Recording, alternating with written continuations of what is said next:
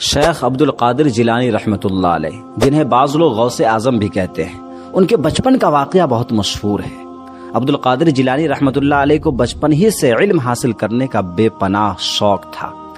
آپ نے اپنی شروعاتی تعلیم کو اپنے ہی گاؤں جیلان میں حاصل کیا، لیکن پڑھنے کا اتنا شوق تھا کہ پڑھنے کے لیے کہیں بھی جا سکتے تھے، لہٰذا اعلیٰ تعلیم حاصل کرنے کے لیے بغداد جانے کا فیصلہ کیا۔ بغداد اس زمانے میں پوری دنیا کا سب سے بہترین جگہ تھی، جو کہ اسلام، سائنس، میڈیکل، غرض کے ہر قسم کی تعلیم وہاں دی جاتی تھی۔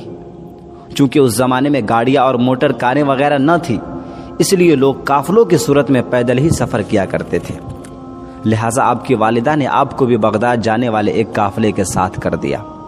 سفر پر روانہ ہونے سے پہلے آپ کی والدہ نے آپ کو کچھ خوراک اور 40 اشرفیہ گزر بسر کرنے کے لیے دے دیا۔ اس زمانے میں قافلے پر ڈاکو وغیرہ کی طرف سے حملے کا خطرہ ہمیشہ لگا رہتا تھا۔ قافلے والے بھی ہمیشہ اس بات سے ڈرتے تھے کہ کہیں کوئی ڈاکو قافلہ پر حملہ نہ کر دے، اسی لیے آپ کی والدہ نے قمیض کی تہ میں یہ اشرفیہ سی دی تھی تاکہ یہ محفوظ رہے، اور چلتے وقت آپ کی ماں نے آپ کو یہ خاص نصیحت کی تھی کہ بیٹا ہمیشہ سچ بولنا اور جھوٹ کے قریب مت جانا۔ آپ نے ماں کی اس نصیحت کو غور سے سنا اور سفر پر روانہ ہو گئے۔ قافلے والے کو اس بات کا بھی ڈر تھا کہ کہیں ڈاکو ان پر حملہ نہ کر دے۔ آخر وہی ہوا جس کا ڈر تھا۔ قافلے نے ابھی سفر کی 2 منزلیں ہی طے کی تھی کہ ڈاکوؤں نے حملہ کر دیا۔ تمام قافلے میں افراتفری اور بھگدڑ مچ گئی اور ڈاکوؤں نے قافلہ کو لوٹ لیا۔ ایک ڈاکو اس بچے یعنی عبد القادر جیلانی کے پاس بھی آیا اور کہنے لگا، اے بچے، تیرے پاس کیا ہے؟ بچے نے جواب دیا، میرے پاس 40 اشرفیہ ہے جو میرے قمیض کی تہ میں سلی ہوئی ہے۔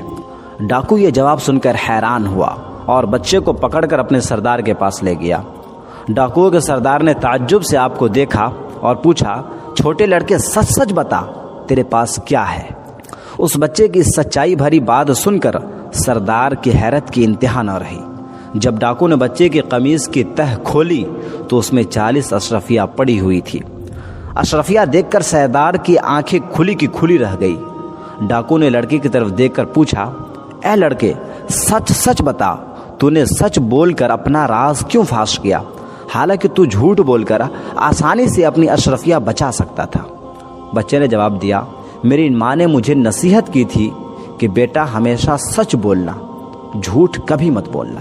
میں نے اپنی ماں کی نصیحت پر عمل کیا ہے۔ بچے کا جواب سن کر سردار اس قدر متاثر ہوا کہ بے ساختہ اس کی آنکھوں سے آنسو نکل آئے۔